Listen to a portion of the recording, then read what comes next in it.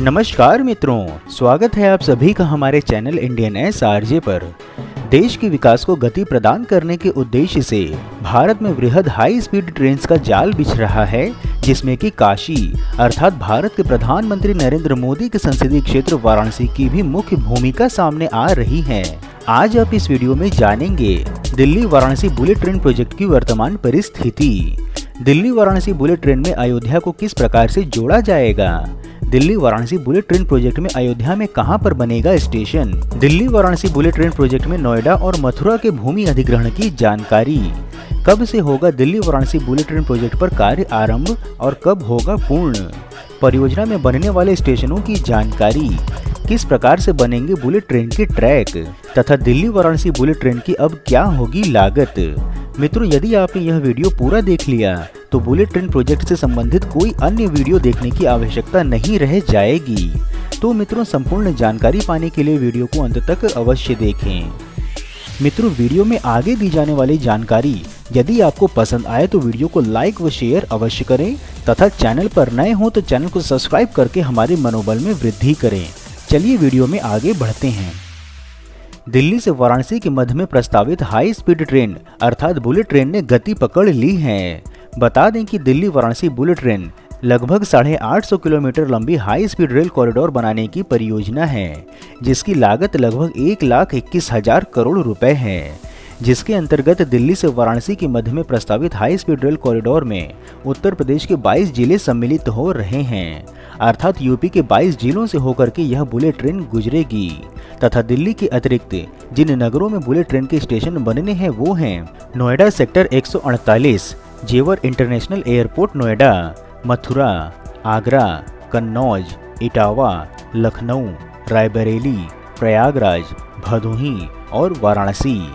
बता दें कि नोएडा में इस ट्रेन के लिए लगभग 161 हेक्टेयर भूमि की आवश्यकता है, जिसमें से 101 हेक्टेयर भूमि सरकारी है। शेष 60 हेक्टेयर भूमि का अधिग्रहण अगले 2 से 3 महीने में होने जा रहा है। इसके अतिरिक्त मथुरा जनपद में बुलेट ट्रेन प्रोजेक्ट में भूमि अधिग्रहण की जानकारी दें तो आपको बता दें कि मथुरा जनपद सीमा में बुलेट ट्रेन यमुना एक्सप्रेसवे किनारे लगभग 100 किलोमीटर तक दौड़ेगी, जिसमें प्रोजेक्ट के लिए 75% भूमि उपलब्ध है, जिस पर कि इस हाई स्पीड ट्रेन के लिए एक्सप्रेसवे के किनारे सर्विस रोड पर अथवा डिवाइडरों पर आवश्यकता अनुसार एलिवेटेड ट्रैक तैयार किया जाएगा तथा मथुरा में Delhi Varanasi high speed rail corridor को विकसित करने के लिए 75% भूमि सरकारी है जो कि उपलब्ध है, केवल 25% भूमि ही अधिग्रहित करनी पड़ेगी।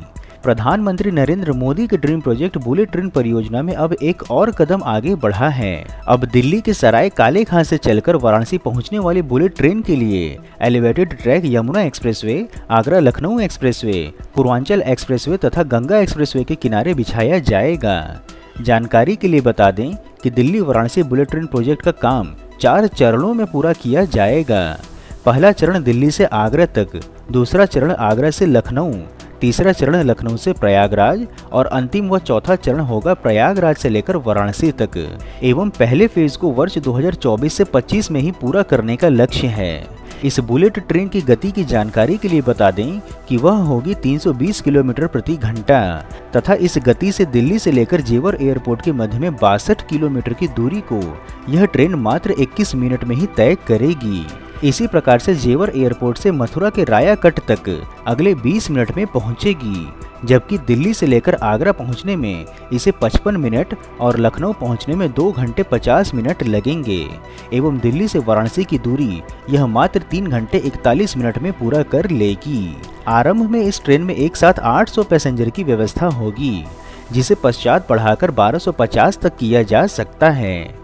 अब यदि Delhi Varanasi bullet train project की वर्तमान परिस्थिति की जानकारी दें तो आपको बता दें कि 29 अक्टूबर वर्ष 2020 को national high speed rail corridor limited ने Delhi Varanasi bullet train corridor की अंतिम डीपीआर सौंपी थी। इस कॉरिडोर के फाइनल डीपीआर पर जनवरी वर्ष 2021 में काम सर्वे करके आरंभ हुआ एवं अब अगले माह सितंबर में इसका पूरा हो जाने की आशा जताई जा रही है। इस विस्तृत रिपोर्ट में क्षेत्र की जनसंख्या, बुलेट ट्रेन के लिए ट्रैफिक, फुटफॉल का भी उल्लेख किया जाएगा। सरल शब्दों में कहें तो प्रधानमंत्री नरेंद्र मोदी के गृह राज्य गुजरात के पश्चात अब उनके संसदीय क्षेत्र वाराणसी को भी बुलेट ट्रेन से जोड़ा जा रहा है तथा प्रोजेक्ट की nodal agency national high speed rail corporation limited के अनुसार सितंबर तक दिल्ली वाराणसी रूट पर बुलेट ट्रेन चलाने के लिए बनाई जा रही फाइनल डीपीआर तैयार हो जाएगी। परंतु दिल्ली वाराणसी बुलेट ट्रेन में एक ट्विस्ट है और वो यह है कि इस बुलेट ट्रेन को कृष्ण नगरी मथुरा, संगम नगरी प्रयागराज व शिव की नगरी काशी के साथ ही राम नगरी अयोध्या से भी जोड़ा जाएगा। राम नगरी को विश्व स्तरीय पर्यटन सिटी बनाने के क्रम में केंद्र व राज्य सरकार की ओर से कई महत्वपूर्ण निर्णय लिए गए हैं। अयोध्या को वैश्विक मानकों पर सर्वश्रेष्ठ धर्म नगरी बनाने का वचन यहाँ पर प्रधानमंत्री ने पिछले वर्ष राम मंदिर के निर्माण कार्य आरंभ कार्यक्रम में किया था तथा मुख्यमंत्री बनने के पश्चात 29 बार अयोध्या आ चुके योगी आदित्यनाथ भी यह संकल्प बार बार दोहराते हैं।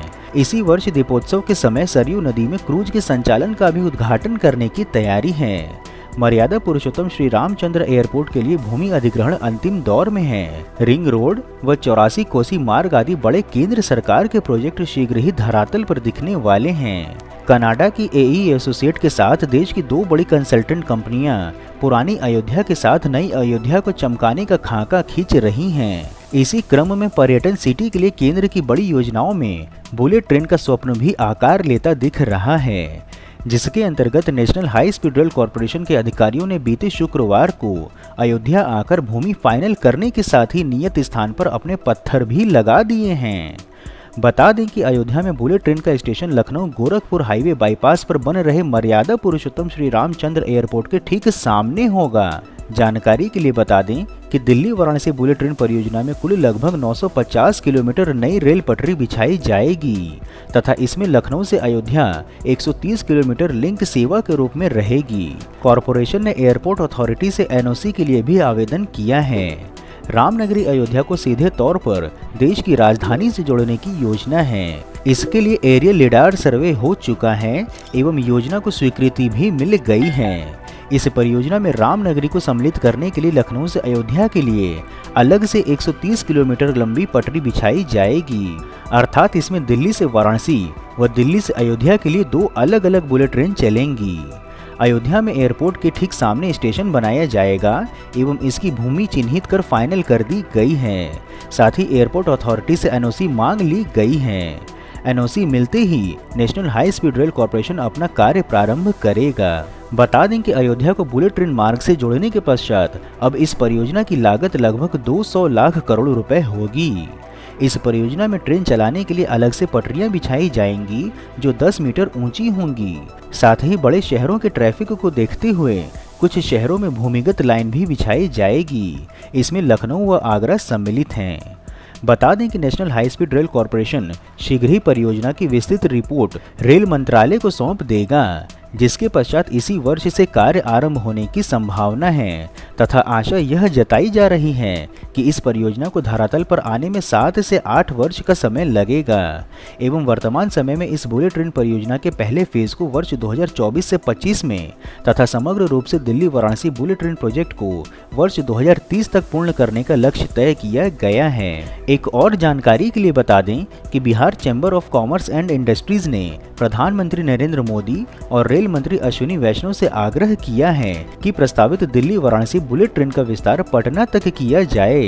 बहरहाल आपको हम बता दें कि Delhi Varanasi bullet train project Delhi Kolkata high speed rail corridor का एक भाग ही है, जिसमें कि दिल्ली से वाराणसी पहले चरण में और दूसरे चरण में वाराणसी कोलकाता बुलेट ट्रेन को चलाया जाना है, जो कि पटना से ही होकर के गुजरेगा, जिसकी विस्तृत जानकारी हमने अपनी पिछली वीडियो में आपको दी थी। मित्रों, यदि वीडियो में दी हुई Delhi Varanasi bullet train project की जानकारी आपको पसंद आई हो तो वीडियो को लाइक अवश्य करें एवं वीडियो के विषय में यदि कोई सुझाव हो तो वह भी बताएं। इसके अतिरिक्त यदि आपने अभी तक चैनल सब्सक्राइब नहीं किया है अथवा नए दर्शक हैं तो चैनल सब्सक्राइब कर हमें कृतज्ञ अवश्य करें।